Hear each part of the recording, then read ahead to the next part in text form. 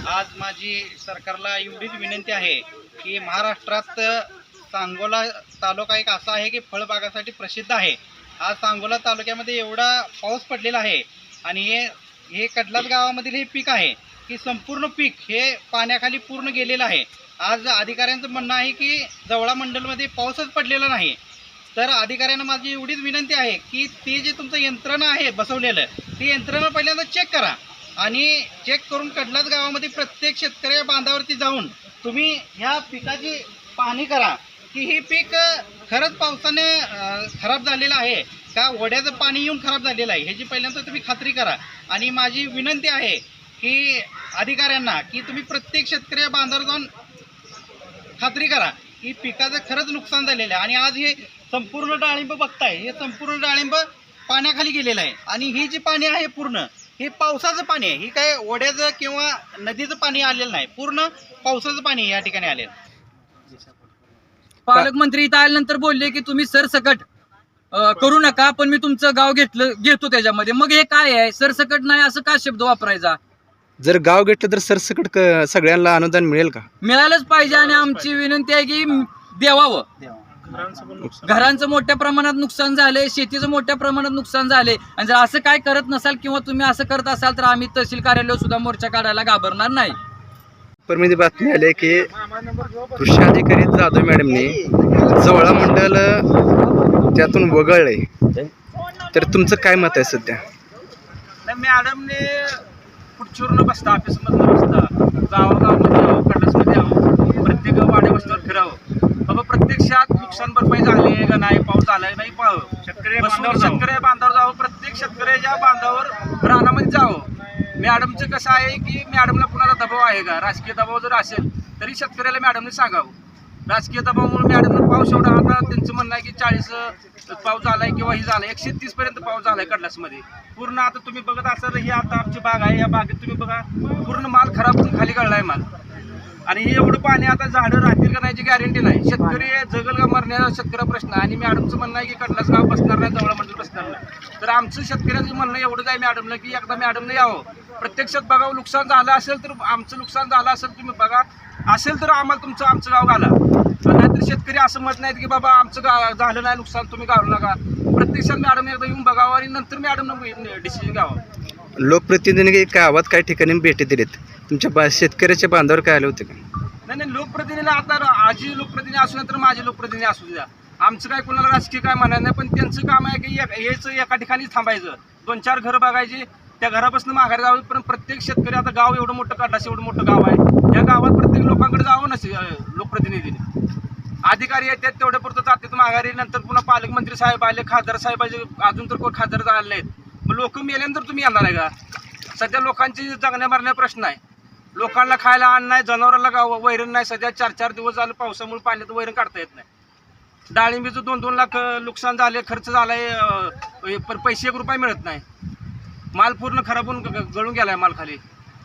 तुमची प्रामुख्याने मागणी काय आहे सध्या? आमची मागणी एवढीच आहे की सरसकट आम्हाला भेटावं नुकसान भरपाई। तुम्ही आमचं गाव किंवा जवळा मंडळ तुम्ही आमचं गाव वगळून ये, सगळ्याबरोबर आम्हाला मिळावं, आमची नुकसान भरपाई आम्हाला मिळावी, एवढीच आमची म्हणणं आहे। सरसकट म्हणजे किती एकरी किती पाहिजे? आमचं म्हणणं आहे डाळिंबीला खर्च भरपूर आहे, एकरी कमीत कमी आम्हाला 50 रुपये एकरी मिळावं अशी आमची आशा आहे। खर्च लाट आहे तरी 50%च्या म्हणण्यानुसार सदरच्या पंचनाम्याचे फोटो हे शेतकऱ्यांनी स्वतःहून नोटकॅम ह्या कॅमेऱ्यात काढावे अशी त्यांची आग्रहाची मागणी आहे। पण अशासारख्या ठिकाणी नोटकॅममध्ये फोटो निघेल का हे शासनाने याचा विचार करावा।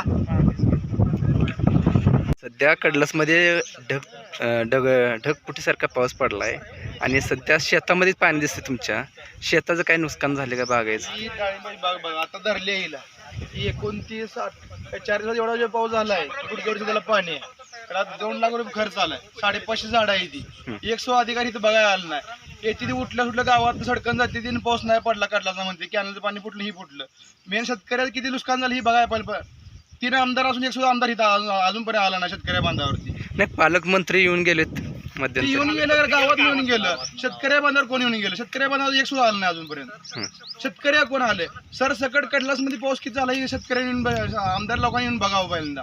अधिकारी लोक सांगतात की नोट कॅम्प मध्ये फोटो काढावं, फोटो काढण्यामध्ये काढला, जवळ विभागात पाऊस नाही म्हणते, सगळे पाऊस आहे, जवळ विभागात पाऊस नाही, कडलास येऊन बघा काय झाली अवस्था। सगळ्यांच्या बागा गेल्या मकाच बघा हो सगळ्यांच्या डाळिंबच बघा धरली आहे बघी आता बाग धरली आहे 1.5 महिना झाला हिला ती कळी ड्रॉप व्हायला झाडं जळून चालली आता पण काय नुकसान मिळालं ना झाडं गेली त्याची पण आणि आता पण काय ना मग शेतकऱ्यांनी काय आत्महत्या करावं दुसरी काय आता पश्चिम महाराष्ट्रात आत्महत्या कोण करत नाही आता तेवढं राहिलं आत्महत्या करायचं आता पश्चिम महाराष्ट्रात पण लोकांनी दुसरं काय राहिलं ना आता पश्चिम महाराष्ट्रात तेवढं राहिलं आत्महत्या करायचं कृषी अधिकारी साहेब पाऊस नाही म्हणता ही उगवले कशानं का पाणी आम्ही घातले वरनं आता जवळा मंडलला पाऊस नाही कडलास मंडलला कुठनं आले का सोडले धरणाला तुम्ही कृषी मंडल अधिकाऱ्यांनी पाऊस नाही असं सांगितलंय. कृषी अधिकाऱ्याने सांगितले पाऊस नाही कणसं उगवले ते देवावर घट उगवल्यागत. किती एकरावर मका आहे आता सध्या? ही मका सध्या 3 एकरावर आहे. किती एकरात पाणी आहे? पाय सगळं पाजूरच जाईन काय पाणी का असलं झाले आता काय करता गुरापुढं काय मीठ लावून बसायचं काय का अधिकारी तर पगार घेत बसायचा आणि इथं शेतकरी जगाचा पोशिंदा नामकन तमकन कृषी मंत्रीने सांगोलेलं 3 आमदार आहेत आणि कडलासला पाऊस नाही ही उगवली कुठं आम्ही पाणी घातले याला आणि जवळा मंडल काय तुमचं कडलासला अकोला बसलं सोनं बसलं कडलासला ही कुठनं आले या पूर्ण नुकसान झाले गुराला वैरण नाही आता. रात्रीच्या पावसानं तुमचं काय काय नुकसान झाले घरात? काय काय वाहून गेले? कोणकोणत्या वस्तू खराब झाल्या काय? काय ज्वारी कपडे पाक बुजून खराब झाले.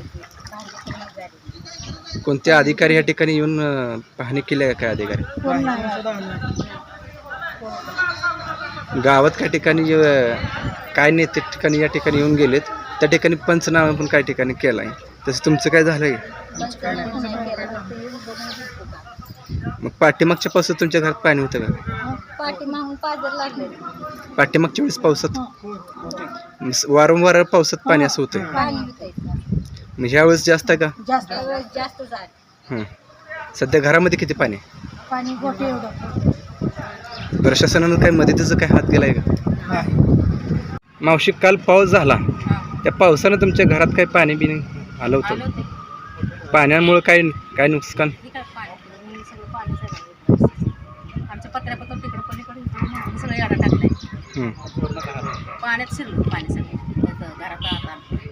प्रत्येक पावसात तुमच्या घराचं हे झालं होतं का? हा प्रत्येक दरवर्षी असं